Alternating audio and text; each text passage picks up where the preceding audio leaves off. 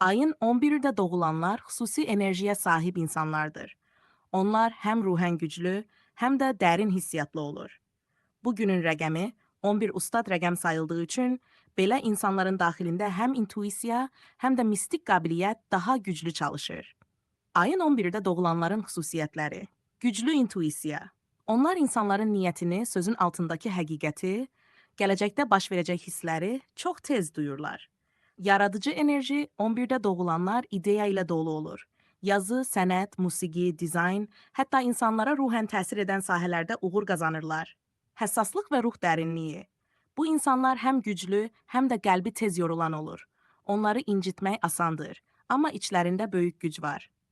Liderlik və ilham vermə. Bir çox 11'də doğulan insanlar başqalarına yol göstərən, motivasiya verən, yönləndirən enerji daşıyır. Ayın 11'də doğulanların həyat proqnozu. Gənclik dövr-yaş.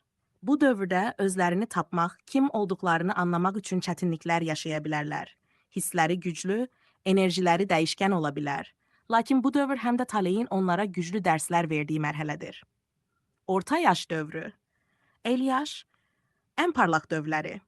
Bu yaşlarda səbir, təcrübə və mistik gücləri birləşərək böyük uğurlar, maddi sabitlik, güclü nüfuz, öz istedadının çiçəklənməsi baş verir. Sonrakı illər 50'dən sonra ruhən sakitlik, daxili güc və hörmət gətirən dövr başlayır. Çox vaxt insanlar onlardan məsləhət almaq, enerji götürmək istəyir. Bu yaşlarda onların intuisiya və duaları daha tez qəbul olur. Ayın 11'də doğulanlara xüsusi məsləhət, özünüzə inananda taleyiniz açılır. Enerjinizi çox istifadə etdiyiniz üçün tez yorula bilərsiniz.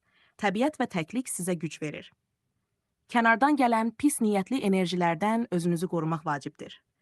Dua, zikr və niyyət sizdə çox sürətli təsir göstərir.